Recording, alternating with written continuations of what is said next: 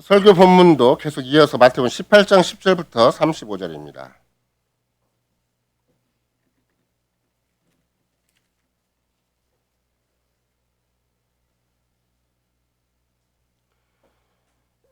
(10절입니다) 삼가 이 소자 중에 하나도 업신여기지 말라 너희에게 말하노니 저희 천사들이 하늘에 계신 내 아버지의 얼굴을 항상 비옵느니라. 너희 생각에는 어떻겠느냐? 만일 어떤 사람이 양 100마리가 있는데 그 중에 하나가 길을 잃었으면 그 99마리를 산에 두고 가서 길 잃은 양을 찾지 않겠느냐? 진실로 너희에게 이르노니 만일 찾으면 길을 잃지 아니한 99마리보다 이것을 더 기뻐하리라. 이와 같이 소자 중에 하나라도 이루어지는 것은 하늘에 계신 너희 아버지의 뜻이 아니니라. 내 형제가 죄를 범하거든 가서 너와 그 사람과만 상대하여 권고하라. 만일 들으면 내가 내 형제를 얻은 것이요. 만일 듣지 않거든 한두 사람을 데리고 가서 두세 증인의 입으로 말마다 칭찬케 하라. 만일 그들의 말도 듣지 않거든 교회의 말하고 교회의 말도 듣지 않거든 이방인과 세리와 같이 여기라. 진실로 너희에게 이르노니 무엇이든지 너희가 땅에서 베면 하늘에서 베일 것이요. 무엇이든지 땅에서 풀면 하늘에서 풀리리라. 진실로 다시 너희에게 이르노니 너희 중에 두 사람이 땅에서 합심하여 무엇이든지 구하면 하늘에 계신 내 아버지께서 저희를 위하여 이루게 하시리라. 두세 사람이 내 이름으로 모이는 곳에는 나도 그들 중에 있느니라. 그때 베드로가 나와 가로되 주여 형제가 내게 죄를 범하면 몇 번이나 용서하여 주리이까? 7번까지 하리이까? 예수께서 가라사대 내게 이르노니 7번뿐 아니라 70번씩 7번이라도 할지니라. 이러므로 천국은 그 종들과 회개하려 하던 어떤 임금과 같으니 회개할 때 1만 달란트 빚진 자 하나를 데려오매 갚을 것이 없는지라. 주인이 명하여 그 몸과 처와 자식들과 그 모든 소유를 다 팔아 갚게 하라 한데 그 종이 엎드려 절하며 가로되 내게 참으소서 다 갚으리다 하거늘 그 종의 주인이 불쌍히 여겨 놓아 보내며 그 빚을 탕감하여 주었더니 그 종이 나가서 제게 100데나리온 빚진 동관 하나를 만나 붙들어 목을 잡고 가로되 빚을 갚으라 하매 그 동관이 엎드려 간구하여 가로되 나를 참아 주소서 갚으리이다 하되 허락하지 아니하고 이에 가서 저가 빚을 갚도록 옥에 가두거늘 그 동관들이 그것을 보고 심히 민망하여 주인에게 가서 그 일을 다 고하니 이에 주인이 저를 불러다가 말하되 악한 종아 내가 빌기에 내가 네 빚을 전부 탕감하여 주었거늘 내가 너를 불쌍히 여김과 같이 너도 내 동관을 불쌍히 여김이 마땅치 아니하냐 하고 노하여 그 빚을 다 갚도록 저를 옥졸들에게 붙이니라. 너희가 각각 중심으로 형제를 용서하지 아니하면 내 천부께서도 너에게 이와 같이 하시리라. 그리스도에 살아가는 형제 자매 여러분, 우리는 특별히 사람들을 어떻게 상대하는 것인가, 또 나 자신을 어떻게 가치 있는 존재로 평가를 하는 것인가 얘기를 할 때 가장 쉬운 얘기로 그 사람 직장이 어떤 직장인가, 그 사람이 월급을 얼마 받는가, 또 그 사람이 가진 돈이 얼마인가, 소유가 얼마인가 이런 경제적인 가치로 평가를 하죠. 뭐 아무리 부정하려고 그래도 그거 가지고 쉽게 평가를 해요. 다른 말로 얘기한다면 그 물질 추구, 또 물질을 추구하고 그런 탐욕을 만족시키는 지수가 어느 정도인가, 그래서 적당한 집을 가지고 적당한 뭐 의식주가 갖춰져 있으면, 또 요새 같으면 자동차나 또 최근에 전 세계적으로 대한민국이 최고라고 하는데 뭐 IT 강국이 되어서 그런 전자제품 또 이런 것들을 잘 활용하고 소유하고 있으면 그것에 의해서 그 사람의 존재 가치, 그 사람의 어떤 인생의 가치관이 결정되는 것인데, 그 쉬운 말로 한다면 그 사람이 자기 인생을 성공했는가, 또 자기 인생을 얼마만큼 성취했는가, 여기에 따라서 또 사람에 대한 평가가 달라지는 것이죠. 그걸 또다시 폭넓은 차원에서 얘기를 한다면 사람을 평가할 때 의외로 양적으로 평가한다라는 것이 우리 속에 남아 있어요. 사람을 대부분 세상이라는 게 다 그렇잖아요. 돈에 이런 숫자가 얼마나 많은가, 또 그 사람이 가지고 있는 것이 얼마큼 많은가, 또 그 사람이 가지고 있는 여러 가지 물질적인 그 양적인 개념을 가지고 상대를 평가를 한다는 것이죠. 현대 사회가 특별히 과학이 발달되고 또 고도한 문명 사회가 되면 될수록 지금이야 제3차 산업이 많이 발달돼서 그런 것을 우리가 제대로 발견할 수가 없지만, 한참 근대가 제대로 발전할 때 공장에서 그 일관적이라는 게 있거든요. 큰 벨트 시스템에 의해서 쭉 기계가 돌아가면 사람이 하는 일 중간에 자기가 역할을 똑같은 역할을 계속 평생 반복해가면서 그것에 의해서 자기 존재 가치가 인정받고 그것에 의해서 월급이 주어지고 그것에 의해서 이제 자기 인생에 대한 종합적인 평가가 주어지는 것인데 그러다 보니까 그런 일관 작업하는 큰 공장에서 그 사람의 존재 가치가 무엇인가 그러면 부품 하나로 평가받는 거예요. 자기는 어떤 역할을 하는 것처럼 보여도 실은 거대한 그 큰 공장에 컨베이어 시스템이 들어가고 있다면 그게 자기가 어떤 역할을 하는가에 따라서 평가를 받았는데 요새는 심지어 그것도 뭘로 바꿔버렸어요? 그것도 전부 기계로 이렇게 전자 시스템, 제어 시스템에 의해서 기계로 탁 해버리잖아요. 그러다 보니까 이제 사람들도 쫓겨나버리고 심지어 최근에도 음식점을 가보면 옛날에는 다 배워서 서비스를 다 했는데 이게 뭐 기계가 와가지고 뭐 말을 하면 내가 그냥 누르고 또 받고 또 내가 주문을 하고 그럼 지가 가서 또 밥도 실어오고 다 이러잖아요. 이게 단순히 어떤 그런 공장이나 아니면 생산업체 또는 이런 여러 가지 서비스 업체에서만 진행되는 것이 아니라 현대 세상이라는 거대한 사회 경제적 국가적 체제가 주어져 있어요. 체제가 결국은 그 체제 안에 내가 누구인가를 생각을 해보면 부품 하나에 불과한 정도로 너무나 왜소한 가치를 가지고 있다는 것이죠. 내가 어떤 활동을 하거나 안 하거나 별로 세상은 달라지지 않아요. 심지어 내가 이따가 사라져도 세상은 아무런 반응을 하지 않아요. 그러니까 이제 전 세계 또 어떻게 인류 사회가 존재하는 그런 어떤 거대한 사회 경제적 국가적 체제하에서 본다 한다 할지라도 문제는 내가 독특한 가치, 고유한 가치가 있는 것이 아니라 충분히 대체가 가능하다는 거예요. 부속품을 좀 말썽이 생기면 다른 부속 딱 끼면 되는 거잖아요. 또 일반 회사 또는 일반 공장의 큰 시스템에서도 내가 말썽을 일으키면 나를 빼버리고 얼른 다른 사람을 집어넣으면 되는 거니까. 그러니까 얼마든지 대체가 가능한 그런 가장 그 왜소한 존재 가치, 가장 부분적인 너무나 미미한 존재 가치를 가지고 있다는 것이 이제 그게 인류가 처하고 있고 또 보통 현대인뿐만 아니라 옛날부터 지금까지 사람이 가지고 있는 이치가 그래요. 이런 걸 좀 더 포괄적으로 설명을 하면 그게 뭐 지금 연우나 건우는 사회 선생님들 제레미 벤담이나 존 스튜어트 밀에 대해서 배웠나? 처음 들어봐. 그 사람들이 가지고 있는 그 철학적인 기반이라는 것, 철학적인 사조라는 것이 뭔가 있는 것이 있는데 그게 공리주의라는 것, 유틸리테리언이즘이라는 게 있어요. 근데 유틸리테리즘의 내건 기치가 뭐냐면 최대 다수의 최대 행복이라는 거예요. 그러니까 만약에 the greatest happiness for the greatest number 그래가지고 세상에 최고의 가치가 있다면 그게 뭔가 그러면 많은 사람 가능한 한 많은 사람이 공통된 행복을 추구할 수가 있다면 공통된 행복을 얻을 수가 있다면 그게 인간이 가질 수 있는 최고의 선이다 이렇게 주장을 하는 것이죠. 그러니까 뭐 도덕과 윤리 뭐 그 사람이 착한가 안 착한가 이런 건 두 번째 되고 굉장히 실용적으로 공리주의적으로 또는 심지어 교육에 있어서도 성과주의, 성적주의 그런 굉장히 그 실용주의로 바뀐 것이 바로 유틸리테리아니즘, 공리주의라는 것인데 이 세상 정신이 뭘로 뭉쳐져 있는가? 그러면 큰 세계가 추구하는 온 인류가 추구하는 행복이라는 게 있고 그 행복을 가능한 한 대다수가 만족시킬 수 있을 때 그 선이라고 그러는 거예요.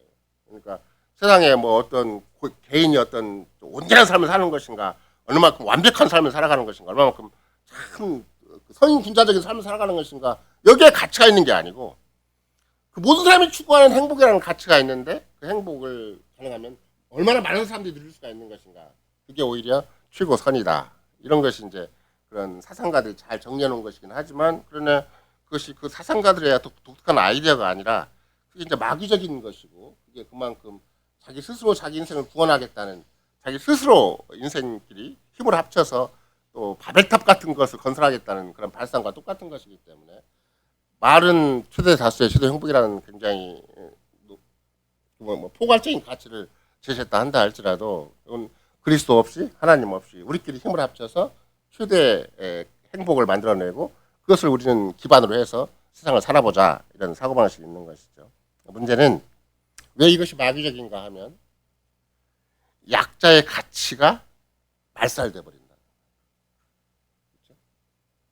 생산성이 없는 그 행복에 기여할 수 있는 그 조직 사회, 거대한 현대 사회에 뭔가 역할을 할 수 있는 그런 사람이 아닌 한 철저하게 약자는 그 인권과 존재 가치가 말살돼 버리는 거예요. 그러니까 여러분과 제가 뭐 장애인이 됐든지 아니면 나이가 적거나 나이가 많거나 또 심지어 같은 나이대거나 한 달 더 약한 자가 있고 병든 자가 있으면 철저하게 배제시키는 거죠. 그 사람들은 실은 그 사회가 공동으로 추구하는 가치, 공동의 최대 다수의 최대 행복을 기여할 수 있는 여지가 없으니까 그 오히려 불안하게 만들고 그런 것들을 상당히 또 훼손되게 만드는 거니까. 그래서 결국은 거기다가 이제 그 최대 다수의 최대 행복이라는 그런 슬로건이 딱 주어져 있기 때문에 만약에 거기에 뭔가 하자가 생긴다 그러면 그 하자적인 인물에 대해서는 철저하게 희생시켜버려요. 지워버리다시피 배제시켜버리는 것이죠. 그래서 생각보다는 쉽게 많은 구석구석에서 일반 조직사회 또 거대한 국가적인 사회 또 인류 전체적인 사회에서 개인이 희생되는 그런 것이 참 많은 것이죠. 그러니까 이거 너무나 물량적인 세계고 또 거대한 어떤 조직적인 체계고 아주 그 나름대로의 그것이 자기들 구원하는 방식이고 그것이 자기 존재 생존 경쟁에 살아남는 방식이기 때문에 거기에 조금이라도 하자가 발생을 하고 거기에 문제를 일으키는 사람이 생긴다 그러면 딱 배제시켜버려요. 그래서 개인의 희생을 철저하게 강요하는 것 그런 것들이 이제 그런 겉으로 보기에는 뭐 최대 다수의 최대 행복이라는 굉장히 이념이 그런 철학이 상당히 실제적이고 또 고도화한 것이고 또 누구나 다 부정할 수 없는 것처럼 보이긴 하지만 그 배후에는 뭐가 있는 것인가? 한 사람의 희생은 아무것도 아닌 것이 된다. 굉장히 아주 철저하게 무시가 되고 철저하게 배제가 되고 그 사람의 그 이 땅에 존재한 의미에 대해서는 아무것도 챙겨주질 않아요. 그러니까 전체의 이익이라는 것, 전체의 큰 구조라는 걸 생각을 해보면 한 사람의 희생은 아무것도 아닌 것처럼 되어버리고 마는 것이죠. 그러나 잘 생각을 해보면 전체를 위해서 개인이 희생당하고 또 실제적으로 그 개개인 속에서 그렇게 어떤 전체적인 행복이 있고 전체적인 유익이 있는데 거기에 내 나름대로 역할을 못하게 되면 그 사람은 이제 굉장히 억울한 사람이 되는 것이고 또 존재 가치가 말살당하는 인권 자체가 말살당하고 존재가 말살당하는 자리에 가는 것이죠. 따라서 여러분과 나는 그런 사회 앞에서 그런 거대한 현실 앞에서 또 부지불식간에 그런 사고방식이 딱 쩔어있는 세상 앞에서 우리는 우리 마음속에 품고 있는 게 뭐야 되는 것인가 우리가 가진 삶의 가치가 무엇이고 인생관은 무엇인가 이걸 잘 정리해내지 않으면 우리도 모르게 부지불식간에 전체를 위해서 개인을 희생해버리는 그래서 지난번도 우리가 코로나를 겪어봤지만 코로나의 결정적인 문제는 무엇인가 전체의 안전을 위해서 개인을 희생시켜버리는 것이고 전체의 안전을 위해서 더 귀한 가치를 다 그냥 무시해버리는 거잖아요. 교회적인 가치가 더 큰 건데 국가적인 가치 때문에 교회적인 가치를 말살해버리는 거. 이런 것들이 이제 똑같은 맥락이에요. 전체 안전과 행복을 위해서 우리는 소수 또 그보다 더 귀한 가치를 내세운 사람들을 철저히 희생시켜버린다. 이런 것들이 뭐 우리가 최근에 겪은 그런 코로나 사태에서 충분히 헤아릴 수가 있는 것이죠. 여러분과 내가 정반대로 만약 금방도 말씀드린 것처럼 교회적인 가치가 최우선이다라고 생각을 했다면 그 말이 교회적인 가치라고 얘기를 하는 것이지 우리는 뭐라고 얘기를 하는 거예요? 그리스도가 최고다. 그리스도만이 절대다. 그러면 세상이 그걸 인정해 주겠냐고요.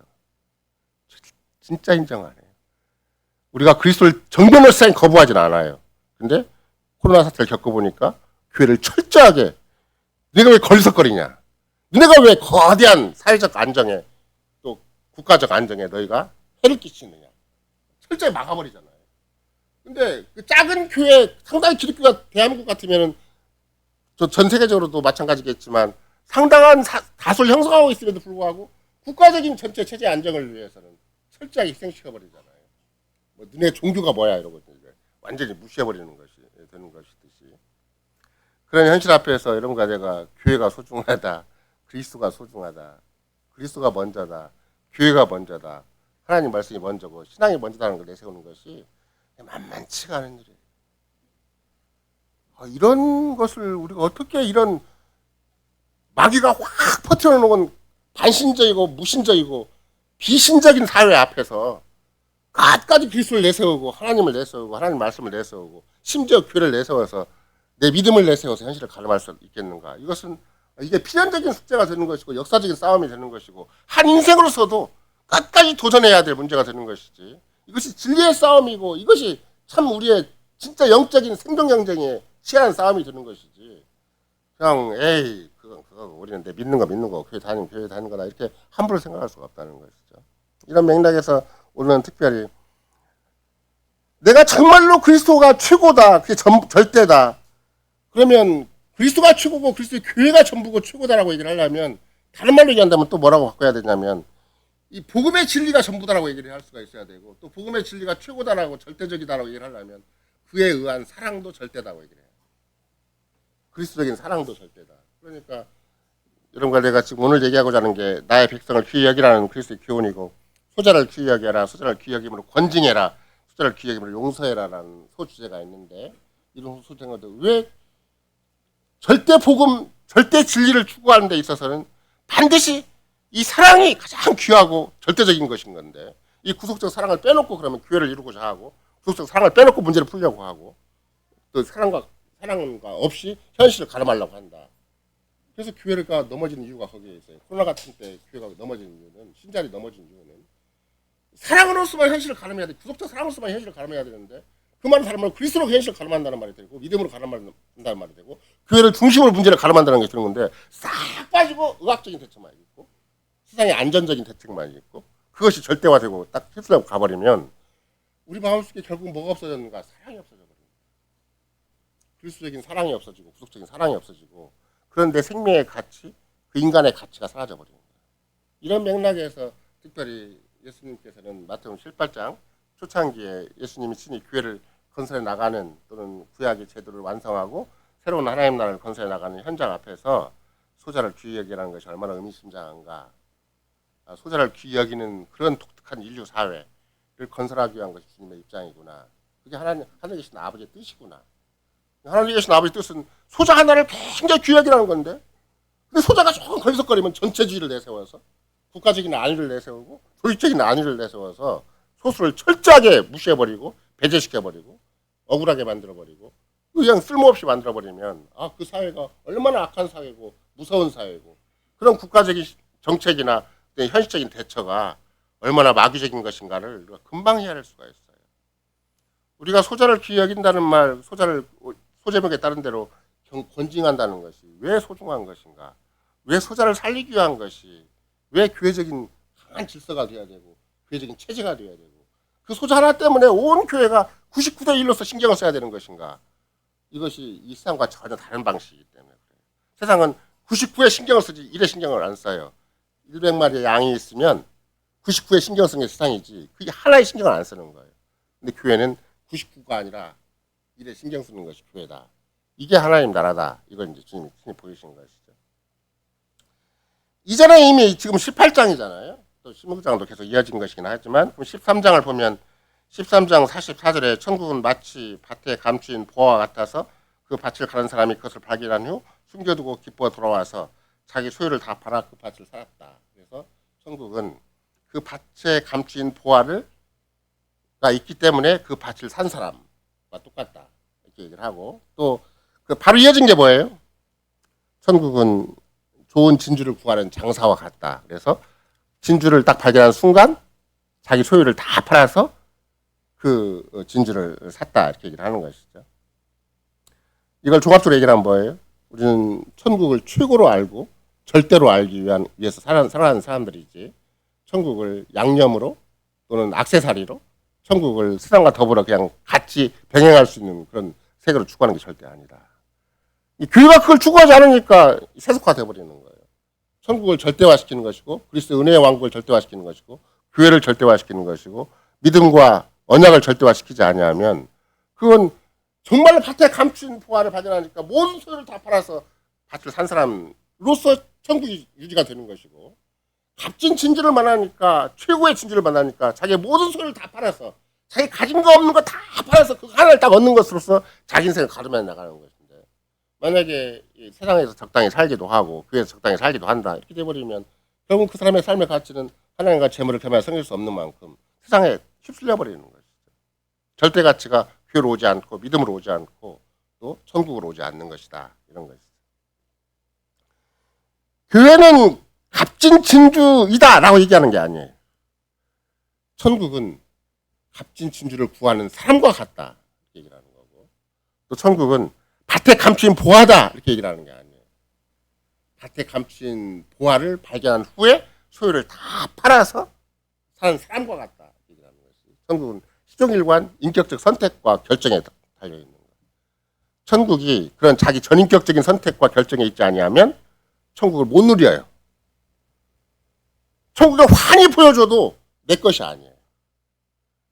그 천국 하나 발견한 것 때문에, 복음 하나 발견한 것 때문에, 주님의 교회를 제대로 발견한 것 때문에 거기다 인생을 다 투자하지 아니하면 그 사람, 그렇지 않은 사람은 실은 반신반의하는 사람이고 세상의 문제가 다가오면 확 휩쓸려가는 사람이지, 천국에 자기 인생을 다 건 사람이 아니기 때문에 성경은 마태복음 10장에서 천국은 이런 사람과 같다라고 얘기를 하는 것이지, 천국은 밭에 감춘 보화다, 그냥 열심히 발견해라, 또는 값진 진주다, 열심히 찾아봐라, 이런 게 절대 아니에요. 그런 사람과 같다.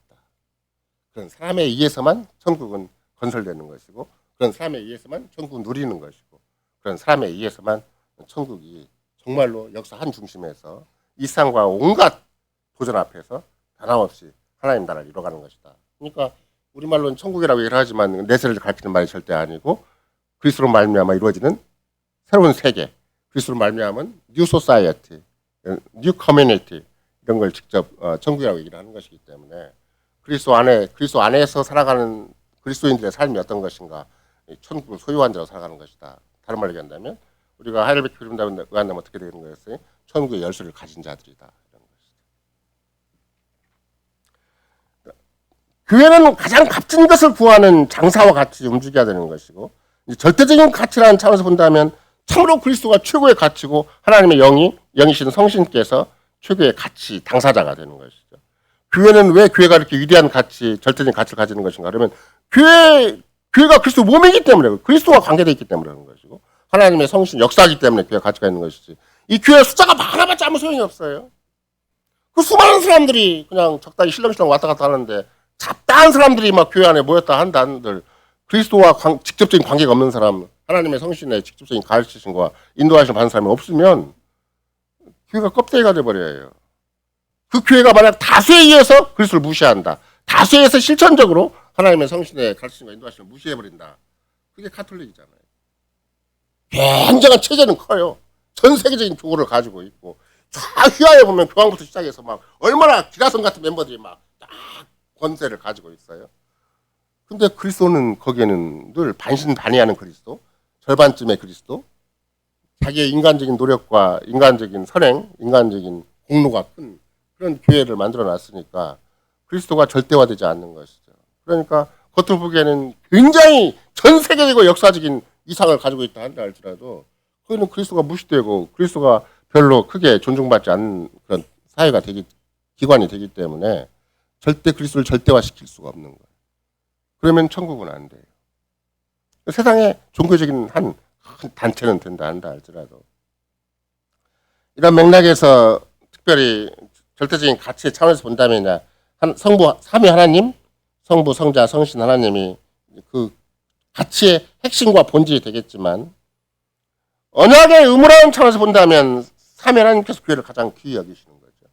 우리가 계속해서 지금 바울 사도를 중심으로 해서 에베소를 살펴보았고, 또 심지어 우리가 솔로몬을 통해서라도 또 우리가 교회 안에서 어떻게 처신해야 되는 것인가, 또 우리 인생이 가장 밑바닥에 처했다 한다 할지라도 끝까지 하나님을 경외하고 하나님 앞에 직분과 소명을 다해야 되는 것인가, 이걸 충분히 살펴봤다면 하나님이 친히 그리스도를 팔아서 교회를 상관하고 해도 과언이 아닌 것이죠. 예수님이 친히 마태복음 10장에서 가장 부활을 만나니까 모든 소유를 다 팔아서 그 밭을 샀다라고 얘기하거나, 또 가장 값진 진주를 만나니까 모든 소유를 다 팔아서 그 진주를 샀다라고 얘기를 할 때는 성부 하나님께서 자기 아들을 팔아서 그걸 다 산 거예요. 지금도 밭을 개발하는 과정에 있고, 지금도 값진 진주를 계속해서 발굴해가는 과정에 있는 것이죠. 결국은 하나님과 그리스도 성신께서 함께 연합하여 행하시는 사랑이라는 차원에서 볼 때 뭐가 가장 귀한 것인가? 그러면 사랑이 가장 귀한 거예요. 우리가 매 주마다 마음과 뜻과 목숨과 힘을 다해 주 너의 하나님을 사랑하라 이런 말을 할 때는 이게 종교적인 말이 아니에요. 내가 그만큼 사랑을 가장 귀하게 알고 전인격적인 헌신과 관계를 귀하게 아는 것인가? 아니면 야차하면 돈에 인상을 찌푸리고 돈에 속이 상하고 세상의 조건에 세상의 형편과 그런 것에 판단이 흐려져 가지고 그 고귀한 사랑이 나한테 주어져 있고 그 위대한 사랑이 나한테 주어져 있고 내가 아무리 내 주변에 온갖 시험과 여러 가지 복잡 미묘한 현실이 있다 한다 할지라도 그 사랑 때문에 오늘을 살고 내일을 살아야 되는 것인데 그 사랑을 놓치기가 너무나 쉬운 것이다. 이런 것이죠. 그러면 어떻게 되겠어요? 아직도 천국을 못 만난 사람, 천국을 발견치 못한 사람, 아직도 자기 인생의 최고의 가치, 절대적인 가치를 확인을 못한 사람이 되는 거예요. 그러니까 늘 왔다 갔다 해 마음이. 진짜 헌신이 있고 진짜 사랑이 있으려면 거기에 올인을 할 수가 있어야 되는 것인데 올인을 못해요. 자기도 모르게 걱정과 근심이 많은 것이죠. 독생자 그리스도를 교회를 위해서 주신 분이시다. 거기에 사랑의 가장 위대한 사랑의 본질이 있다는 것이죠. 이제 그 반대로 그럼 우리가 여러분과 내가 언약 백성으로서 그리스도의 몸된 교회에 살아있는 지체로서 언약 의무라는 차원에서 보면 가장 귀한 것이 무엇인가? 그게 바로 마태복음 18장에 가르치는 거예요. 교회 안에도 우리도 모르게 세상적인 가치관 그런 여러 가지 잘못된 양적인 어떤 판단 기준 우리도 모르게 세상에서 그냥 부지불식하게 배운 게 있잖아요. 교회 안에도 가장 쉽게 무시되는 게 누구인가 그러면 어린 양 같은 길 잃은 양 같은 존재가 가장 쉽게 무시가 되는 거죠. 좀 똑바르게 좀 살지. 왜 이렇게 믿음이 없어서 쩔쩔매고 살아갈까? 자꾸 교회 안에까지라도 이런 양이 교회 초미의 관심사가 되는 것이 아니고 소자가 관심사가 되는 게 아니에요. 이 교회 대세를 누가 움직이는가? 그러면 현금 많이 내는 사람, 중견의 뭐 교회 직분자들, 아니면 상당한 다수의 여러 가지 기능과 역할을 하는 사람들, 크게 생각을 하지. 소자를 크게 생각하거나 교회를 양을 크게 생각하거나 그렇게 세상에서 얼마든지 무시당할 수 있고 멸시당할 수 있고 배제당할 수 있고 철저하게 존재 가치를 말살당할 수 있는 그런 가능성이 우리 안에 있다는 걸 생각을 못하는 거죠. 절대 그런 가능성을 놓치지 말아라. 그래서 이런 양의 비유가 있는 것이고 소자의 비유가 있는 것이고 권징이라는 독특한 질서가 교회 내에 있는 것이다. 권징이 뭐 좀 죄진 사람 좀 책망을 하고 좀 믿음으로 안 사는 사람 적당히 뭐 혼내주라는 것이 권징이 아니라 하나님 나라의 독특한 질서를 가르치는 거구나. 왜 이런 양을 어떻게 찾는 것인가? 소자를 어떻게 끝까지 훼손하지 않고 소자를 실족해 하지 않고 그 소자를 실족해 않는 사회 그런 질서 그런 교회적인 분위기를 이루어가는 것이 얼마나 중요한 것인가? 왜 그것이 하나님 나라고 그리스도 은혜의 왕국이다 이렇게 하는 것이죠. 그러면 결국은 주님이 친히 말씀하신 대로 한다면 뭐예요? 우리가 보통 얘기를 할 때 내가 너희를 사랑한 것 같이 너희도 서로 사랑하라 이런 거잖아요. 그러니까 주님이 특별히 사랑을 얘기를 할 때는 내가 너희를 사랑한 것 같이 너희도 서로 사랑하라 그 말이에요. 그 말 전제가 뭐예요? 너희가 가치가 있어 내 사랑을 받는 줄 아느냐? 너희가 남들한테 인정받아서 내가 내 뭐 자유주의나 알민주의인지 얘기하는 것처럼 만세 전에 이미 내가 이만큼 괜찮은 사람이 될 줄 알고 하나님 미리 선택하신 거니까 그건 전혀 아니잖아요. 그리스도가 우리를 사랑하실 때는 원수 되었을 때, 죄인 되었을 때, 전혀 무가치할 때 그리스도가 우리를 사랑하신 거잖아요. 그러니까 마치 뭐와 똑같은 것인가? 마치 여러분과 내가 요새 비유한다면 참 어설픈 비유가 될 수도 있겠는데 내 애견을 위해서 내 목숨을 버리는 거예요. 만약 어떤 사람이 정말 애견이 너무 소중해서 내가 애견이 막 물에 빠지려고 하니까 넌 잠새 치려니까 내가 들어가서 자동차를 치고 죽고 그냥 애견을 살려냈다. 그러면 그걸 뭐라고 하겠어요? 저런 애견이 아무리 좋고 예쁘고 뭐 애견 시대가 들어왔다 한들 저런 인생이 있겠는가 싶을 거 아니에요. 근데 실은 예수님이 우리를 위해 돌아가셨을 때는 죽으셨을 때는 그런 거와 똑같아요. 너무나 무가치한 존재예요. 애견은 예쁘기라도 했지. 애견은 자기도 모르게 막 거기 주고받은 거라도 있지. 예수님은 우리와 아무 상관이 없을 정도가 되는 것이 아니라 우리가 원수 되었을 때예요. 로마서에서 바울사가 같이 우리가 하나님을 대적하고 그리스도를 철저히 무시하고 그야말로 전혀 딴 길로 가서 마귀적인 존재로 사탄적인 존재로 살아갈 때 우리를 구속하셨다, 우리를 위해 죽으셨다고 얘기하는 게 그리스도이시기 때문에 애교는 그래 좀 나아요. 그리스도와 우리의 관계, 이전의 관계는 원수 되었을 때 주님 우리를 위해 죽으셨다는 것이 중요한 거죠. 그런 사랑으로 너희도 서로 사랑하라 그랬으니까 상대방의 가치를 평가해가지고 사랑하는 그런 이상한 밀당하지 말아라. 밀당은 사랑이 아니라 서로 인격적인 관계에서 주고받는 건 진짜 사랑이 아니에요. 구속적 사랑을 해야 진짜 사랑이지. 구속적인 사랑이 희미하게 남아있는 게 뭐예요? 그런 사랑의 어떤 형태, 사람의 희미한 그림자가 남아있는 게 부모와 자식을 향한 헌신과 똑같은 거예요. 자식이 처음부터 막 가치가 있어서 물론 자기 자식이라는 독특한 부모와 자식 관계라는 것이 형성되어 있긴 하지만 자식이 뭔가 인간적으로 굉장히 성숙하고 뭔가 부모에게 반응을 잘하고 뭔가 대단한 역할과 기능을 하기 때문에 자식을 사랑하는 건 아니잖아요. 부모니까 자식을 사랑하는 거잖아요. 그게 희미하게 남아있는 거예요. 이런 거라도 마찬가지예요. 교회 안에 형제가 있고 자매가 있으면 저 사람이 가치 있게 행동을 했기 때문에 믿음에 따라 행동을 했기 때문에 저 사람이 참 누구나 인정하듯이 괜찮게 살았기 때문에 그 사람을 인정해 주는 게 절대 아니에요. 여러분과 내가 서령 어떤 사람이 문제를 일으키지 않았다 한다 할지라도 상대방을 바라볼 때는 그리스도의 구속적 가치로 사랑을 상대방을 바라보는 것이지. 너 괜찮게 살아가네? 헌금 잘 내고 신앙생활 잘하네? 이렇게 해서 그 사람 인정해 주는 게 절대 아니에요. 근데 행여라도 마태복음 18장을 모르는 사람들은 어떻게 바라보는 거예요? 대부분 교회들이 복음주의 교회 같으면 어떤 일이 생기는 것인가? 그 사람의 세상적인 위치, 그 사람이 가지고 있는 재산, 경제적인 어떤 형편, 아니면 그 사람의 집안 내력 이런 걸 보고 자꾸 얘기를 하려고 그러잖아요.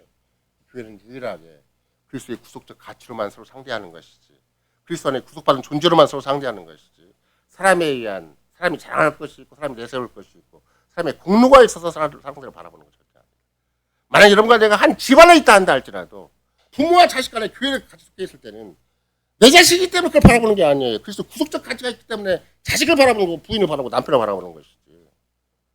그걸 절대 놓치면 안 돼. 그걸 놓치지 말으라고 지금 소자를 귀히 여기라는 게 있고 어린 양을 귀히 여기라는 게 있고 집 나간 아들이라도 귀히 여기라는 게 있고 마지막에는 70번씩 7번이라도 용서라는 게 있는 것이지.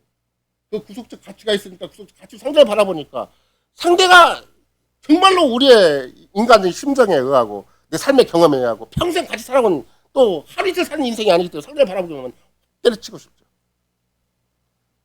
근데 때려치려면 얼마만큼 한 다음에 때려쳐야 돼요? 70번, 7번 용서한 다음에 때려치라는 말이에요. 그게 그리스도에 의한 새로운 은혜의 세계, 새로운 질서, 재창조의 세계, 구속의 세계가 그런 것이다. 만약 너희가 마음으로 중심으로 형제를 용서하지 아니하면 나도 너희와 상관이 없다. 나도 너희와 같이 이루는 세계가 아니다. 너희는 세속적인 사회, 그저 종교적인 사회, 그저 인본적인 사회, 다수가 최대 다수의 시대 행복을 모색하는 그런 힘의 철학, 자아 실현적인 그런 세계를 추구하는 것이지. 그리스도 안에 수록되어 있기 때문에 그 사람은 끝까지 귀히 여겨야 되는 그 소수 하나, 약자 하나, 가장 미미한 소자 하나를 귀히 여기는 이 신비한 은혜로운 세계, 정말 인격적인 세계, 정말로 깊은 사랑과 그런 최고의 사랑과 헌신이 주고받는 세계는 아니다. 이런 거예요. 그러니까 겉으로 보기에는 형제를 사랑한다는 말이죠. 에이, 가까이 대해주고 친솔하지 말고 조금 뭐 내가 뭐 있으면 나눠주고 뭐 조금 어려운 일 생기면 돌아봐주고 이런 정도가 아니에요. 무가치한 자를 향한 나의 사랑이 그리스도로 말미암은 구속적 사랑이 되려면 전혀 상대방의 가치가 없어야 돼요. 가치가 없는데 내가 투자를 하고 있는 거예요. 가치가 없는데 마음과 생각을 주고 있는 거고 가치가 없는데 내 인생을 헌신하고 있는 거예요. 상대방의 가치가 있어 그런 거 절대 아니다. 그게 내가 너희를 사랑한 것 같지 너희도 나를 사랑하라는 말이에요. 그 말을 다른 말로 바꾸면 어떻게 해야 되는 거예요? 마태복음 13장에 나온다, 46절에 나온다고 한다면 극히 값진 진주 하나를 만나며 가서 자기 소유를 팔아 그 진주 샀느니라. 왜 값진 진주가 되겠어요? 자체 내 값이 있기 때문에 그런 게 아니에요. 그리스도가 위하여 죽은 존재이기 때문에 값이 있는 거예요. 그래서 그리스도를 믿는 게 너무 중요해요. 그렇지 않으면 자꾸 사람이 부각이 돼요. 그 사람이 직업이 부각이 되고 세상에서의 처신이 부각이 되고 그 사람의 언행 심사 그런 걸 자꾸 부각이 되려고 해요. 근데 교회는 그런 것이 부각되는 것이 아니라 값진 진주를 어떻게 만나는 것인가, 값진 부활을 어떻게 찾게 되는 것인가. 그리스도 안에서 찾게 될 때 진짜 값진 진주가 값진 부활을 찾는 것이지. 그리스도를 벗어나서 값진 진주와 부활가 없어요. 그러면 누구라도 교회 안에 들어오면 그리스도 안에 부름받은 자로 내가 상대를 상대할 때 같이 성도 연합하고 교제하는 게 중요한 것이지. 아, 교회 안에 좀 유력한 사람이 들어왔다. 교회 안에 좀 번듯한 사람이 들어왔다. 교회 안에 무슨 상당히 실력 있는 사람이 들어왔다. 이게 중요한 문제가 아니에요. 참으로 그 사람이 그리스도를 믿고 의지하고 들어왔는가. 나를 믿는 이 소자 중에 하나를 잃어버리는 것이 얼마만큼 심각한 일인 것인가. 얼마만큼 하나님 나라를 크게 저해하는 일이 되는 것이고 그게 하나님 나라를 무너뜨리는 일이 되는 것인가를 나를 믿는 이 수사 중에 하나라도 실족해 하면 뭐하라고? 손도 발도 잘라버리고 귀도 파버리고 그러면 손발 자르고 귀 파버리면 뭐가 되겠어요? 사람이 아니죠. 인생에 같이 놀할 수 있는 형편이 아니에요. 그러니까 소자가 귀한 거지 네가 눈이 퍼놓고 네가 손발이 튼튼하다고 네 인생에 가치가 있는 건 아니라는 거예요. 만약 손발로 힘있게 일하는 사람, 관장하는 사람, 남들은 사회적인 역할도 하고 사회적인 존재가치 평가받는 사람 그 눈 한마디 한마디 갖고 세상을 딱 제압해버리고 카리스마를 발휘하고 있는 사람이 소자를 바라볼 때 어떻게 바라보겠어요? 너 빨리 조용히 안 해? 이렇게 바라보겠죠. 너 입 다물어. 그런 식의 사고방식을 가지고는 하나님은 합당치 않다. 그런 식의 사고방식으로는 하나님 나라를 이룰 수가 없고 천국을 이룰 수가 없다는 거예요. 차라리 너를 없애라 하는 거예요.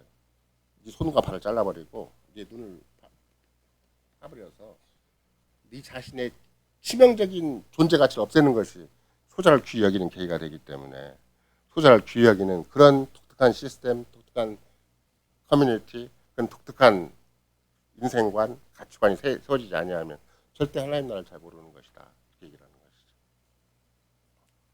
이런 거 나는 이미 충분히 아는 대로 하나님을 절대 가치신 하나님 앞에 저주받은 존재였잖아요.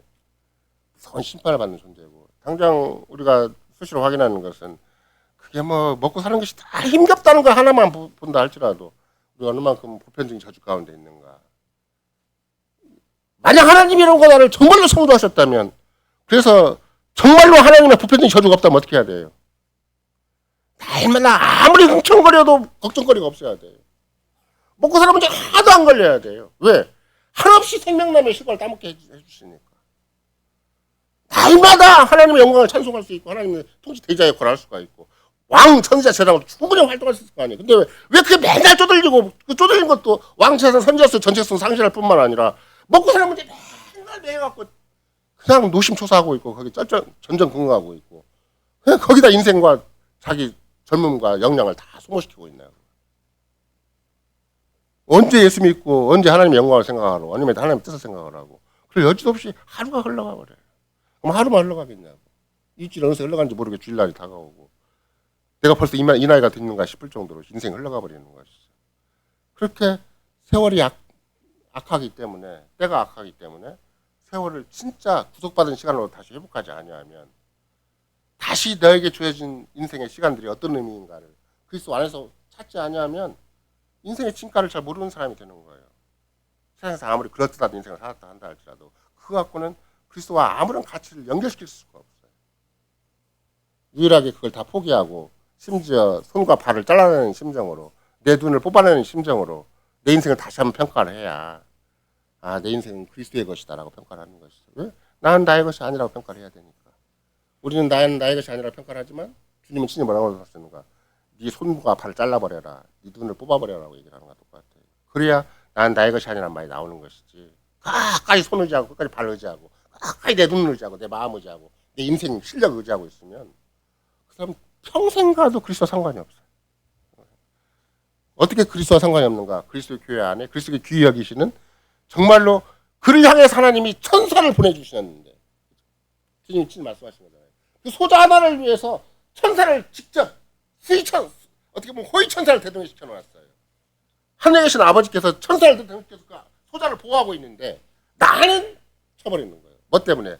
내 손과 발이 튼튼하다는 것 때문에 내 눈이 카리스마를 쏘고 있기 때문에 눈빛 하나로 상대방을 제압시키려고 하고 눈빛이 안 되면 이번에 여러분들이 아마 성경을 보면 거기 알겠지만 후욕하는 자란 말이 그 말이에요. 내 말로 그냥 상대방을 욕을 해갖고 확 제압해버리는 거예요.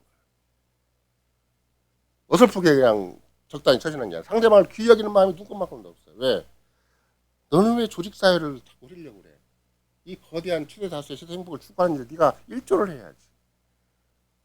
설령 네가 그렇게 큰 기여를 못한다 할지라도 방해는 하지 말아야지. 그런 사고방식이 좀 있으면 자꾸 말썽 부리는 사람, 문제가 가진 사람, 정말로 믿음이 없어서 그냥 기능이 늘 소자밖에 안 되는 사람, 심지어 이런 양에 현실되어가지고 헤매고 방황하는 사람, 이런 사람을 절대 내가 그걸 귀하게 여길 수 있는 마음이 안 돼. 내가 그리스도적인 가치가, 내 존재 가치가 확인돼야 그 사람을 귀히 보는 거예요. 눈이 다시 떠야 돼. 내 손과 발을 의지하지 않아야, 난 나의 것이 아니라고 고백을 해야 그리스도 안에서 내가 이런 위대한 존재구나, 이런 복된 존재구나, 이런 영원한 참 그리스도에 속한 존재구나라고 확인할 수가 있는 그 터 위에서만 상대방을 보는 것이지. 그렇지 않으면 자꾸 내가 가진 세상적인 그런 가치관이나 그런 인생관이나 그런 자기도 모르게 막 뭔가 속에 남아있어. 뭐가 뭘 남아있어서 상대방을 쉽게 봐요. 다 쉽게 봐요. 상대방. 그런 게 남아있는 한 절대 소자가 귀하지 않아요.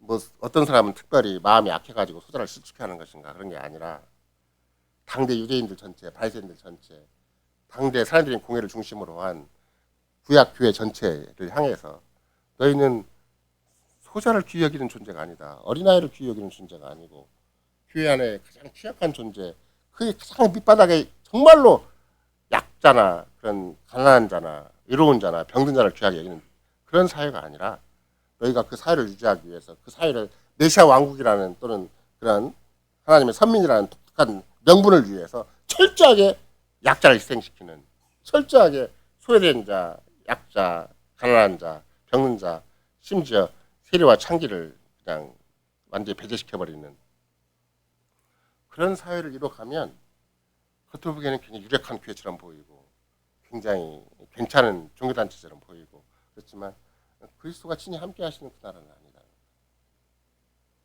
이런 것이 결국은 지금도 여러분과 내가 만약에 어떤 극히 진짜 값싼 진주를 만나서 내가 내 할 일을 찾았다, 내 인생을 다 거기에 헌신해야 되겠다를 거꾸로 적용을 해보세요. 교회 안에 주님이 나에게 맡기신 영혼이 있어서 또 우리와 함께 살게 한 영혼이 있어서 내가 정말 무가치한 그런 그리스도 안에서만 가치를 내가 확인했기 때문에 또 그리스도 때문에 내가 직분과 소명을 가졌기 때문에 내 모든 소유를 다 팔아서 그 사람을 위해서 내가 마음을 준비를 하고 있는 것인가. 부모도 그렇게 잘하네. 빨리 포기하고 체념하고 그냥 자포자기 하고 너 네 인생 네가 살아, 그 얘기를 하지. 부모도 옆에 있는 식구도 제대로 인정을 안 해주는데 교회 안에 없는 식구가 그 사람을 향해서 집요하게 그 사람이 기도하고 있는 것이 권징이잖아요. 일관되게 기도를 하고 있고 정말로 그 사람을 위해서 내가 내 나머지 삶의 가치가 다 희생되더라도 저 사람 때문에 주님이 나를 기도하게 하시고 내가 같은 교인으로 살게 하시고 같은 주님의 나를 건설하는 당사자로 이 땅에 존재하게 하시는 것, 이걸 확인하는 것은 생각보다는 그렇게 쉽지 않아요. 여차하면 자꾸 판단해갖고 딱딱 자르기가 쉽고 내가 이미 심판자가 되고 내가 이미 재판관이 되어서 현실을 가름하기가 쉽지, 소자 하나를 잃지 않기 위해서, 실족하지 않기 위해서 내가 그만큼 희생적이고 그만큼 헌신적인 사랑을 하는 것인가. 희생과 헌신은 너무나 거리가 먼 사회가 되어버리면 그만큼 무색한 세상의 힘의 철학에 압도하는, 세상적인 가치와 평가가 압도하는 그런 사회가 되고 마는 것이다. 주님은 권징이라는 말을 우리에게 가르치실 때 왜 권징 있는 사회를 이루라고 하는 것인가. 이 세상은 그런 힘에 의해서 철저하게 공동사회 유익을 위해서 해치는 사람은 철저히 배제시키는 게 그게 세상적인 권징이에요. 그렇잖아요. 경찰이 왜 있고 군인이 왜 있고 교도소가 왜 있겠어요. 최대 다수의 시대 행복을 침해하는 자가 있고 공동의 유익을 침해하는 자가 있다. 이 공동의 식사를 훼손하는 자가 있다. 철저히 배제시키는 거예요. 감옥에 집어넣고 아니면 법적인 처리를 하는 것이죠. 근데 반대로 주님이 이 세상의 권징이 아니고 교회 안에 권징이 있는데 이 권징은 어떻게 하는 것인가. 종합적인 결론은 소자를 실족하지 않는 방식이고 잃은 양을 찾는 방식이고 70번씩 7번 용서하는 방식이다. 이렇게 가르쳐줍니다. 말이 안 되죠. 그런 사회가 세상적인 사람들이 같이 모여가지고 의사결정을 해서 이루어지는 사회는 아니잖아요. 그런 사회가 우리끼리 적당하게 그냥 마음과 생각을 모아서 이루어지는 사회는 아니잖아요.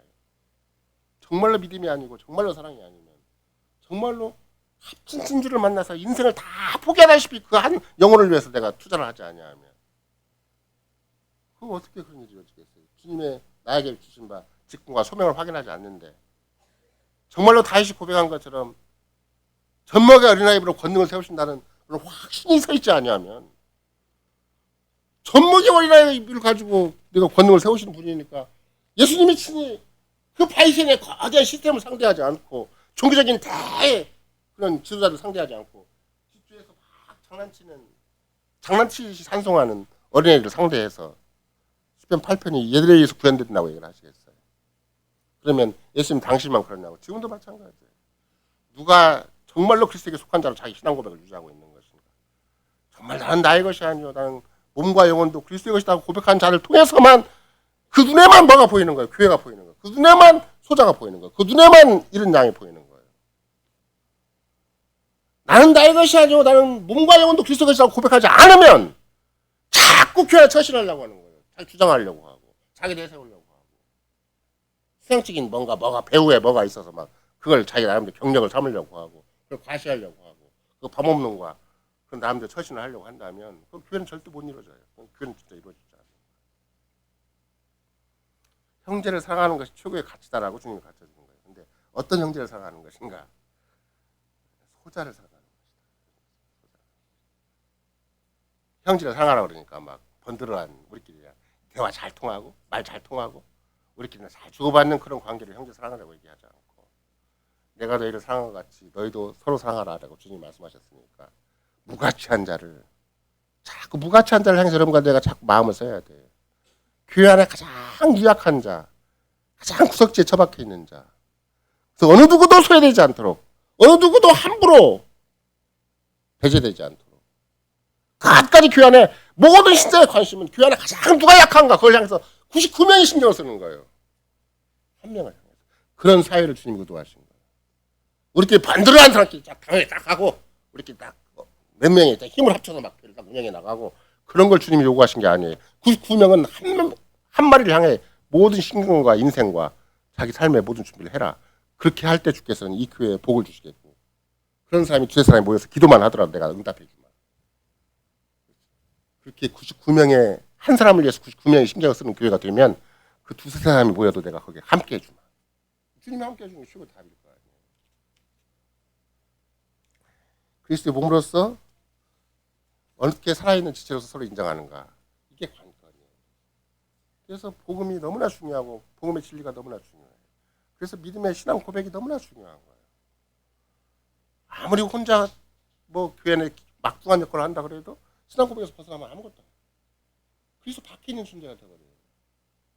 그러면 난 나의 것이 아니라고 하는데도 불구하고 자꾸 나는 나의 것이라고 이것만큼 이 사건만큼은 내가 알아서 해야 된다. 이 문제만큼은 내가 알아서 해야 된다. 이런 마치 개혁교회에서 제가 늘 월요일마다 수시로 강조하는 바가 뭐냐면 URC라는 개혁교회가 있는데 트라이스라는 옆에 개혁교회에서 가장 힘들어하는 게 무엇인가? 그게 자기 분별식 목회를 하는 거예요. 이 교회는 내가 안다. 이 교회는 내가 알아서 이 신자는 어떤 사람이고 이 선자는 어떤 사람이고 그래서 내가 이 교회를 다 지금까지 세워왔고 지금까지 목회자로 살아왔으니까 이게 내가 안다 그래버리면 그럼 언제 그리스도께서 그 개인을 부르시고 인정하시고 그리스도 안에서 그 사람이 살아가는 것을 자기가 어떻게 분별자가 돼요? 그럼 자기가 그리스도와 똑같은 위치에 되는 거지. 그래서 가장 힘든 것이 뭐 교회 질서도 다르고 뭐 신학교도 다르고 또 뭐 찬송도 다르고 다 많은 문제가 되지만 진짜 개혁교 목사가 힘들어하는 것은 자기 분별식 목회라는 거예요. 여러분 모임에서 제가 늘 걱정하는 것도 그런 거예요. 그리스도의 교회다, 그리스도인이다라고 상대를 해줘야 되는 것이지. 내 교회는 내가 알아서 해. 내가 가장 잘 알아. 내게 속한 사람들은 저 영혼들이 다 내가 저 사람들의 시종을 다 알고 있어. 이렇게 생각을 한다면 더 이상 그리스도의 교회는 안 돼요. 그걸 내려놓으셔야 돼요. 내 자식이라도 그걸 내려놓는 거예요. 그리스도에게 부름받은 것이 더 크게 부각되도록 내가 그리스도 안에 살아있는 존재인 것, 내가 내 몸과 영혼이 그리스도의 것이 내 것이 아니듯이 내가 그리스도의 것이다 하고 확인하는 순간 그게 보이는 거예요. 저 사람의 영혼의 가치가 보이는 거예요. 그 사람이 값진 진주가 되고 값진 보화가 되는 것이 왜 그런 것인가. 그 사람 인생이 남들보다 탁월하게 생존 경제에 살아남았기 때문에 그 사람이 귀한 게 아니에요. 그리스도 안에 있기 때문에 귀한 거예요. 그리스도 안에 있기 때문에. 자기는 잘 몰라요. 그게 아직도 막 철저히 그리스도를 인정하는 것도 같지도 않고 막 왔다 갔다 하기도 하고 막 방황하는 것처럼 보이기도 하고 막 엉뚱한 짓 하기도 하는 것처럼 보이고 정말 사람이 정말 예수 믿는 사람인가 아닌가에 대해서 너무나 희미한 사람도 많이 있겠지만 그게 귀히 보이는 걸 왜 그러는 것인가? 나는 나의 것이 아니고 그리스도의 것이기 때문에 그리스도께서는 나를 그 사람을 위해서 존재케 하신다고 생각하는 거예요. 난 나와 더불어 대등하게 종교적인 사업을 하는 사람들께 나한테 주신 게 아니에요. 나는 뭔가 목사로서 밑에 옛날에 그 IRC에서 저희 교회를 평가를 할 때 그 평가를 했어요. 소모사님 참 좋겠다고. 왜 좋냐 그러니까 좌청룡 500호가 있지 않냐고. 어느 모임에 딱 사진에 딱 가면 왼쪽에 딱 청년들이 딱 서 있고 또 오른쪽에 딱 청년이 있지 않고 내가 가면 막 쫙 나가는 것처럼 보이니까 아 소모사님 참 좋겠다고. 좌청룡 500호가 있다. 참 좋겠다. 다 망했잖아요. 우리 교회만 망하게 만든 당사자가 아니라 이웃교회까지 망하게 한 당사자가 됐잖아요. 좌청룡 500호가 뭐예요 그게. 그리스도를 믿으라고 그랬지. 사람과 밑에서 뭐 이기투합해가지고 무슨 삶의 사회를 이루라고 한 거 아니잖아요. 그런 표현 자체가 속으로는 굉장히 부끄럽고 막 제가 가끔씩 표현하는 말이 배꼽이 간지럽다고 하듯이 이 사람들이 어떻게 처신했으면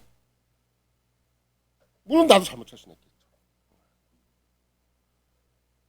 늘 사람을 바라볼 때 그리스도를 그 사람 쪽에서 그리스도를 바라볼 수 있어야 되고 그리스도 안에서 그 사람을 바라볼 수 있어야 되고 오직하면 김호정 목사님이 군인이 제가 마지막 돌아가셨을 때 그 조사를 써가지고 가서 조사에다 이렇게 써서 그 식구들이 모인 자리에 숫자가 많지 않죠. 하나 있으니까 식구들이 모인 자리에서 조사를 읽었어요. 내가 써간 조사를 그 쓰인 말 중에 하나가 김호정 목사님 하신 말을 그냥 썼어요. 달을 보라고 손가락을 가르쳤더니 달을 보지 않고 손가락만 바라보고 있다. 그 김원희 목사 친히 하신 얘기예요. 그랬더니 그 당시에 큰 며느리가 그 집 한국에는 없었던 캐나다에 있었던 큰 며느리가 찾아와가지고 그걸 막 붙잡면서 우리가 그랬다. 우리 아버지가 너무 훌륭하신 분이고 우리 아버지가 남다른 분이시기 때문에 우리 아버지는 끝까지 그리스도를 바라보라고 달을 가르쳤는데 맨날 손가락만 보고 있었다. 그와 똑같아요, 여러분과 내가. 정말 내가 그리스도를 바라보고 있고 그리스도 의지하고 있고 그리스도 안에 있는 존재로 나를 확인하고 있는 것인가? 아니면 자꾸 사람을 바라봐요. 자꾸 사람 바라보고 송수성부사 그나마 조금 아는 체하고 조금 똑똑한 체하고 조금 이것저것 가름한 체하니까 송무사가 바라보면 되는 것인가? 아니에요. 그 자충용 우백하다가 다 망한 거예요 지금. 우리만 망한 게 아니라 IRC도 망하게 만든 거예요 당사자들이. 김홍정 목사를 굉장히 부끄럽게 만든 당사자들이죠. 그 김홍정 목사만 부끄럽게 만들겠냐고. 그리스도를 부끄럽게 만들었지. 이런 거라도 마찬가지예요. 내게 주어진 모든 삶의 현장에서 그리스도 빼놓고 현실을 가늠해 보세요. 내 집안이 됐든 내 개인이 됐든 내 가정이 됐든 내 교회가 됐든 그리스도 빼놓고 현실 가늠하면 우리는 아무것도 먼지예요. 죄예요. 정말 쓰레기예요. 그러나 그리스도 안에 있으면 얼마나 우리가 소중한 존재인가. 왜? 그리스도와 연결되어 있으니까. 그리스도를 믿고 의지하니까. 그리스도가 나의 왕이시고 나의 선지자고 나의 제사장이시니까. 나는 그리스도인이니까. 그거 빼놓고 나를 평가하면 안 돼. 그거 빼놓고 세상에 조금 먹고 산다고 세상에 조금 뭐 내놓으라는 이름 명함 내밀 수 있다고 그거 자꾸 큰소리 치려고 하지 말고 내가 그리스도인인가를 꿈에라도 놓치지 않고 생각을 하셔야 돼요. 일어나면 내가 그리스도인인가? 잠자면 내가 그리스도인인가? 꿈속에서 내가 그리스도인인가? 어디를 가도 내가 그리스도인인가? 내 자식 앞에서 그리스도인인가? 내 남편과 아내 앞에서 그리스도인인가? 내 직장 앞에서 그리스도인인가? 끝까지 확인해야 목숨 걸고 확인해야 값진 진주를 만나면 모든 걸 다 사서 그걸 위해서 내가 내 인생을 다 포기한 사람이 되는 거고 그리스도 안에서만 나를 찾는 사람이 되는 것이지 진주가 오거나 똥이 오거나 나는 진주가 똥인지 구별도 못하고 마치 제가 어린 시절에 저희 작은 형하고 내가 동네를 휩쓸었는데 뭘 갖고 휩쓸은 줄 아세요? 동네를 온 동네를 다 휩쓸었어요. 구슬치기 옛날에 막 구슬치기 해가지고 뭐 이렇게 흔들기도 하고 막 게임도 해가지고 그럼 막 서랍 속에 어머니 몰래 서랍도 많지도 않아요. 요새 같은 서랍이 많죠. 옛날에는 딱 책상이 앉은 책상에 딱 서랍 2개밖에 없거든요. 저 안쪽에다가 앞에는 책으로 감춰놓고 저 안쪽에다가 구슬을 꽉 채워놓고 돈도 안 되고 아무것도 안 되는 건데 진리를 구슬과 같이 생각하면 절대 안 돼요. 목숨을 걸 만한 것이 있어야 돼요. 제가 그러잖아요. 목숨을 안 걸면 맨날 고지혈, 고혈압, 당뇨발 그 걱정하다 끝난다고.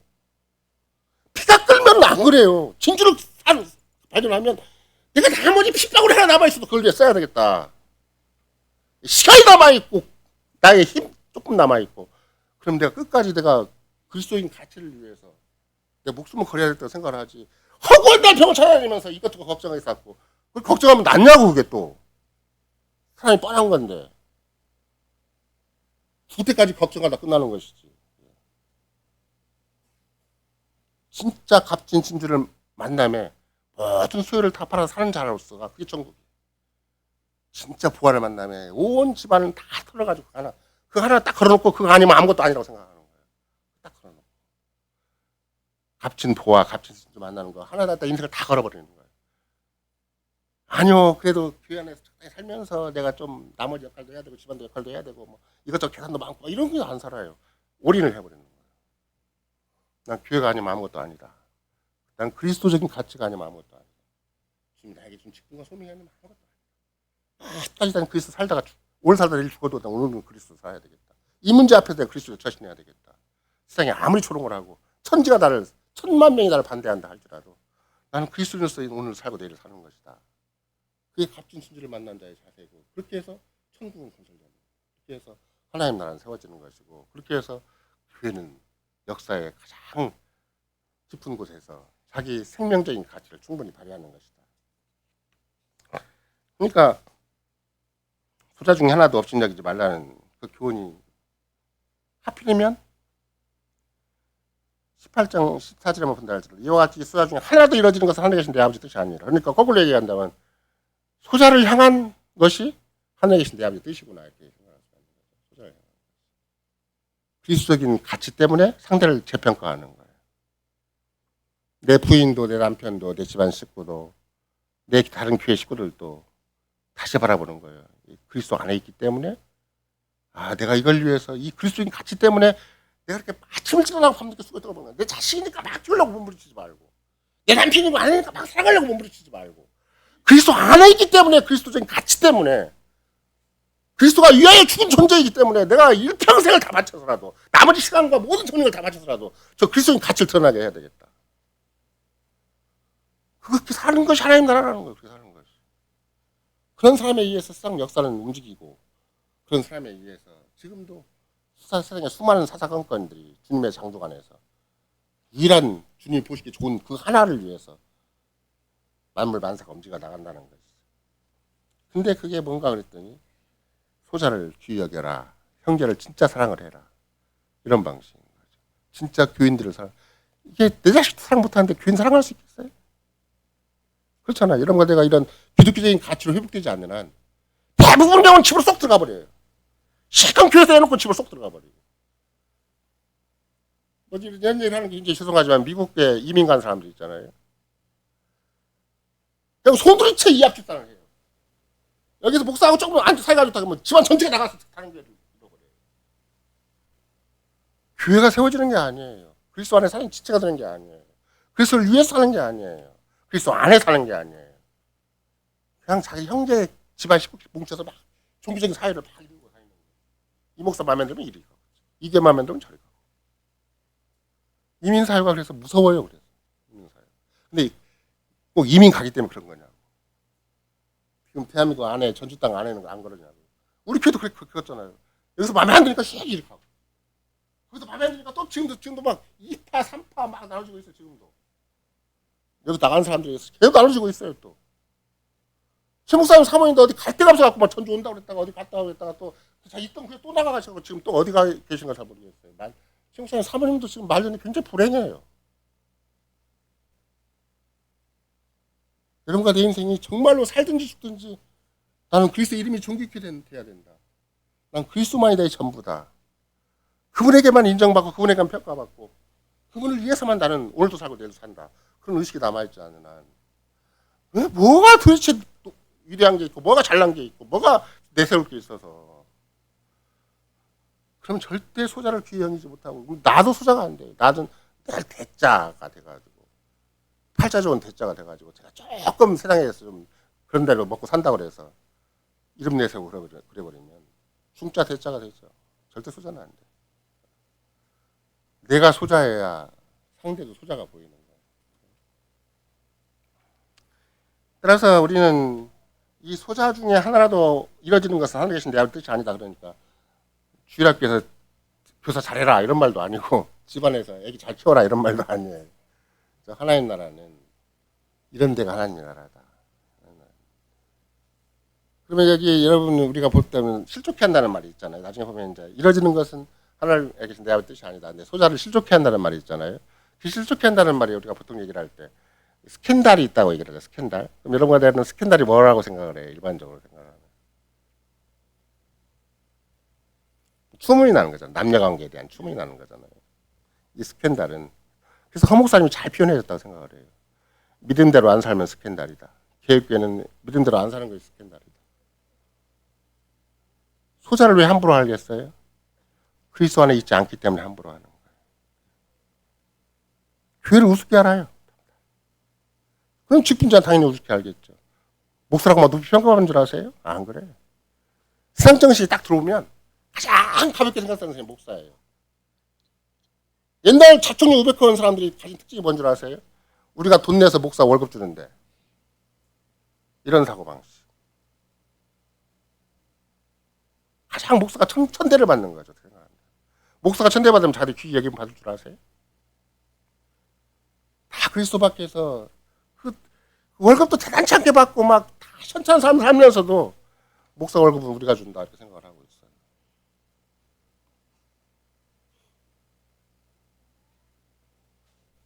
그리스도께서 주가 되셔서 정말로 무엇을 먹을까, 무엇을 마실까, 무엇을 입을까 우리를 철저하게 챙겨주신다는 생각이 없어요. 왜? 자기 삶이 그리스도적인 삶이 아니기 때문에 목사의 삶도 그리스도께서 어떻게 세우셔서 어떻게 이끌어 가시는가, 어떻게 인도해 가시는가 몰라요. 자기가 그리스도인이 아니기 때문에 남도 그리스도인이 아닌 줄 알아요.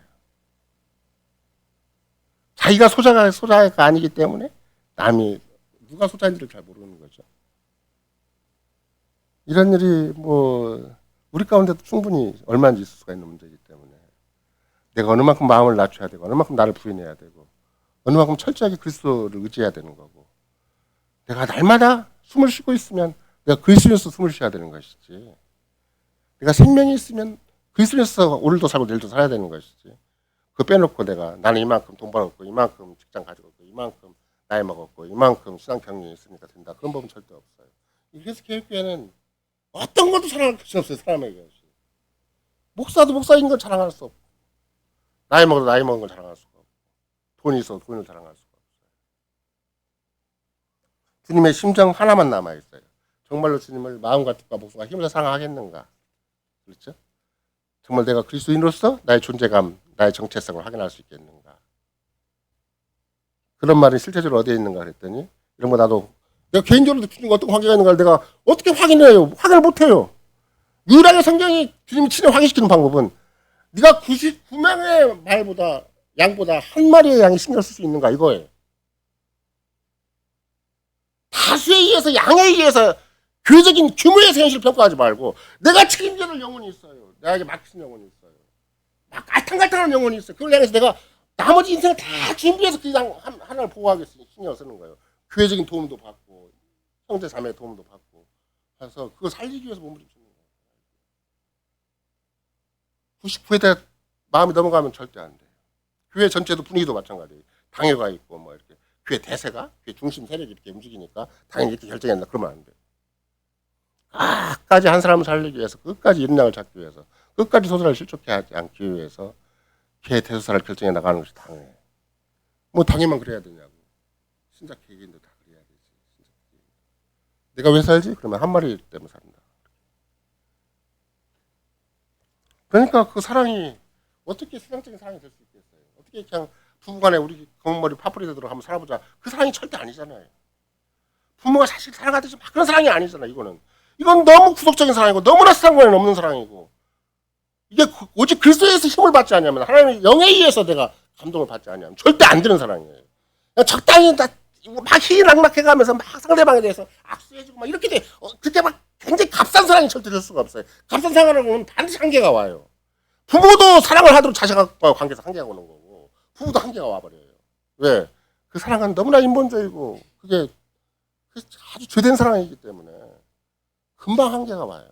이 구속적 사랑은 영원한 가치가 있고 영원한 능력이 있고 영원한 에너지가 있고 얼마든지 바꿀 수 있어요. 얼마든지.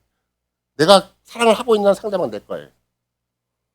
내가 그 사랑을 하고 있는 상대방 내 거예요. 나한테 맡긴 영은 다 내 거예요. 내가 목숨으로서 그런 사랑을 가지고 있으면 여러분 전부가 될 거예요. 내가 주의 것이 되기 때문에. 그런 담대함이 늘 생겨요.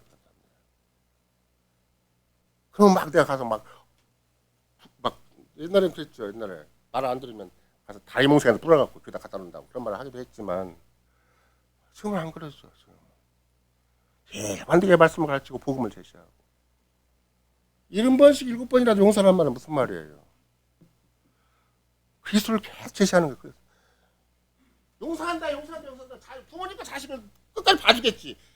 부모가 숨을 거둘 것까지 자식 봐줄 수는 있겠죠. 계산하면 490번은 넘겠죠. 평생 자식을 봐왔으니까. 그러면 490번 채우라는 말이 아니에요. 정말 자식에게 그리스도를 가르쳤냐 그 말이에요. 그리스도를 제시했느냐. 그리스도를 향한 믿음을 제시했느냐 그 말이지. 70번씩 7번 용서하는 것이 자식을 혼내갖고 490번 채우라는 말은 아니잖아요. 혼내놓고 용서하고 혼내놓고 자기가 용서를 어떻게 해요? 그냥 참고 견디는 거지. 자식이니까 참고 견디는 거지. 근데 문제가 생길 때마다 내가 그리스도인인가? 내가 그리스도 사랑을 발휘하고 있는가? 그리스도 복음을 증거하고 있는가? 그게 490번이 되는 거예요. 문제가 생길 때마다 내가 그리스도인 걸 확인해서 그리스도께 날 쓰시기를 바라고 그리스도 나에게 힘을 주시기를 바라고 그리스도 안에서 내가 저 사람을 내 자식을 상대하고 있는가? 소자를 상대하고 있는가? 죄진 자를 상대하고 있는가? 그게 490번이에요. 말이 490번이지 77에다가 곱하기 10을 했다는 것은 완전수니까 숫자상으로는 계산상으로는 490번이지만 그냥 사랑하다 죽는 거예요. 용서하다 죽는 것이고 그리스도 증거하다 죽는 것이고 그리스도를 자랑하다 죽는 것이고 안 되면 너 예수 믿어라라고 죽을 때까지 눈 뜨고 너 예수 믿어 죽는 거예요. 너 예수 믿어야 돼. 예수 믿어야 돼. 그리고 죽는 거예요. 눈 부릅뜨고 마지막 호흡이 남을 때까지 예수 믿어라 하고 유언하고 죽으라는 말이 490번이라는 말인 것이지. 491번째는 네 마음대로 하라는 말이 절대 아니에요.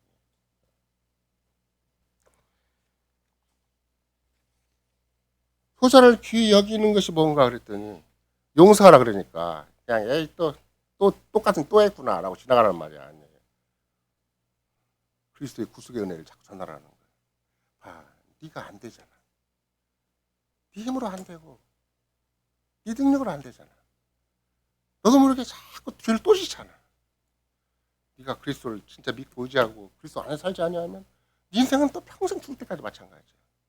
나도 그런 인생을 지금까지 살아왔잖아. 너도 그렇게 살면 안 돼. 가까이 그리스도를 내세워서 상대방과 관계를 모색하는 거예요. 소자를 용서하는 게 그런 거예요. 한두 번 포기해서 그냥 에이 자식놈도 하는 세상에서 가장 안 되는 농사가 자식농사다 그러고 포기하는 그런 문제가 아니라 마지막 숨을 걸을 때까지 눈이 움직일 때까지라도 자식이 가만히 보고 있으면 그 그리스도를 이제 눈에서 볼 정도로 그리스도를 향한 사랑을 보고 그 그리스도를 흘리는 눈물을 볼 정도로 마지막까지 그리스도 한마디 하고 죽어야 되는 것이지. 너 세상에서 그냥 잘 먹고 잘 살아? 애기 잘 키우고 행복하게 잘 사니? 건강해? 직장 잘 되고 있어? 이런 거 물어보라는 말이 아니라 너 직장 아무리 잘 돼도 그리스도 없으면 헛거야. 네 몸이 탱탱 건강해도 그리스도 아니면 죄야. 이게 그거 아니면 마귀적인 사상이 너를 압도 지배해서 공리주의 사고방식이나 행복주의 사고방식이나 그리스도 없이 하나님 없이 삶의 안정을 추구하고 행복을 추구하는 그런 사탄적인 삶이 네 삶이야. 그러니까 그리스도를 의지해야 된다. 그리스도 안에서 그리스도를 위해 살아야 된다. 세상에 어떤 문제도 정말 하늘 아버지의 뜻이 아니면 네가 참으로 그리스도의 구속의 은혜를 받았고 100% 사죄를 받고 마귀의 모든 컨셉도 자유롭게 입었으면 하늘 아버지의 뜻이 아니면 너희 머리카락도 땅에 떨어지지 않는 거야. 그렇게 철저하게 우리를 보호하고 보존하시는 것인 만큼 세상사에 막 문제에서 허덕이지 말고 이것저것 막 세상에서 도전해오는 몸과 경제적인 문제, 세상적인 직장 문제, 사회적인 문제에 대해서 막 시시콜콜 놀하지 말고 주님이 뜻이 있으니까 기억과 함께 선을 이루시겠구나 하고 생각을 하고 오늘은 마음을 다해 즐거이 신속히 주를 위해 살겠다. 오늘은 내가 주를 위해 사는 게 뭐지?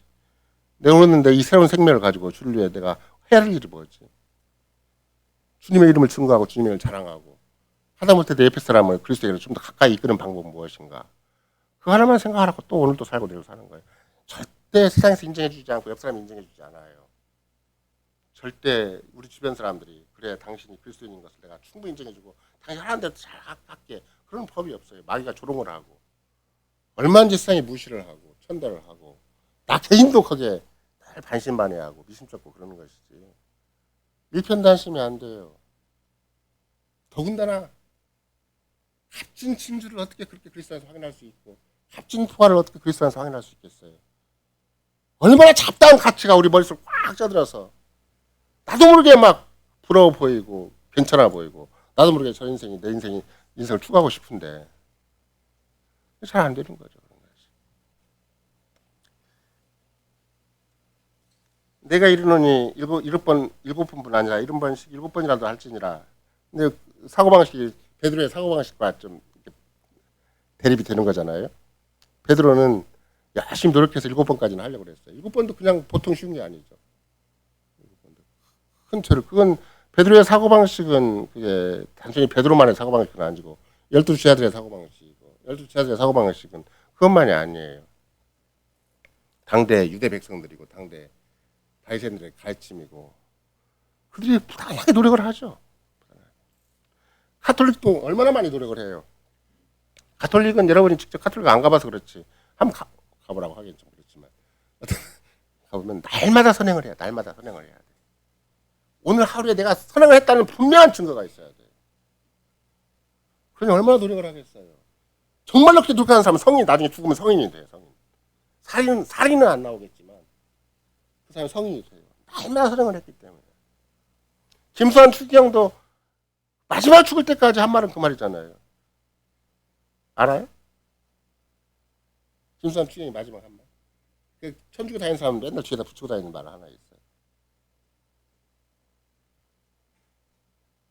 확인해 보세요. 가서 집에 가서.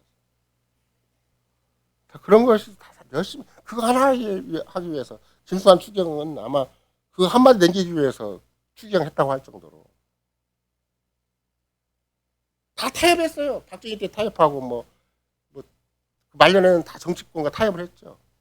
남들은 막 뭔가 의로운 걸 사는 것처럼 보였는데 나중에 보니까 적당히 타협을 했죠. 대한민국에 있는 가톨릭의 모든 성당들이 왜 이렇게 큰 성당을 가지고 있는 줄 아세요? 일제 때 타협을 했어요. 아예 그들을 귀족층을 일본에서 귀족층을 줘가지고 딱 좋은 택지 하나를 다 줬어요. 성당은 다 좋은 곳에 좋은 집 짓고 있어요. 일제 한가한 독립투사들은 지금까지도 후손들이 가난하게 살아가는데 이상하게 가톨릭은 돈이 많고 이상하게 가톨릭은 잘 되고 적절하게 타협하고 적절하게 명분 내세우고 저는 가톨릭이 들으면 돌을 쉬겠지만 그 사람 그 한마디 때문에 주님이 그나마 살려주셨다고 생각을 해요. 내 탓이야. 그나마 평생을 살면서 지혜롭게 한마디 남기고 죽은 거예요. 이런 거 나는 솔로몬의 마지막 유언과 똑같은 말을 기억하고 있기 때문에 이 모든 걸 다 들었으니 하나님을 두려워해라. 뭐 대단한 말 아니죠. 누구나 할 수 있는 말이죠. 예수님도 특별한 말씀을 하지 않으셨듯이 솔로몬도 기발한 말을 하지 않은 거예요. 나는 김수환 추기경이 기발한 말을 할 것이 아니라 성경 한마디 하고 차라리 성경 한 말씀을 하시지. 그렇게 가톨릭은 뭔가 세상 앞에 자기를 내세울 수 있는 말을 한마디 해요. 내 탓이야. 뭐 내 탓이야. 그게 무슨 기독교적인 말도 아니고 성경적인 말도 아니고 불교도 아니고 기독교도 아닌 이상한 말을 해가지고 근데 그것이 상당히 이런 거다 이게도 진짜 쓸모가 있죠. 내가 신앙 고백을 놓쳐버리면 정말로 이런 신앙 고백을 놓치면 차라리 그게 나아요. 누가 뭐 속상하는 얘기하면 그냥 내 탓이 하고 살지 뭐. 국가와 사회가 잘못돼도 내 탓이 하고 살고 집안이 잘못돼도 내 탓이 하고 살고 살면 되지 뭐. 상당한 지혜죠. 상당한 지혜. 솔로몬은 그렇게 얘기하지 않았어요. 여호와를 두려워하고 그 모든 계명을 잘 지키는 것이 사람의 본분이다. 똑같은 말을 하는 거예요. 예수님도 똑같은 말을 하는 거예요. 홀로 독창적인 말을 하지 않아요. 홀로 탁월한 지혜를 말하지 않아요. 이런 거 나도 마찬가지예요. 내 주변 사람에게 할 수 있는 얘기가 뭔가. 정말 그리스도는 사는 것이 답이다. 나는 살았으나 죽었으나 내 몸과 영혼의 유일한 이론은 그리스도의 것이다. 이것이 중요한 말이지. 내가 내 자식이나 내 주변 사람을 향해서 뭔가 대단한 말을 해야 되는 것인가? 안 그래. 내가 평소에 하는 말이 뭔가. 평소에. 내가 평소에 마음과 생각에 잘 뭐가 걸려 있는가? 내 머리를 차지하고 내 마음을 차지하고 내 가슴을 차지하고 있는 게 뭔가. 그것이 그리스도여야 된다는 거예요.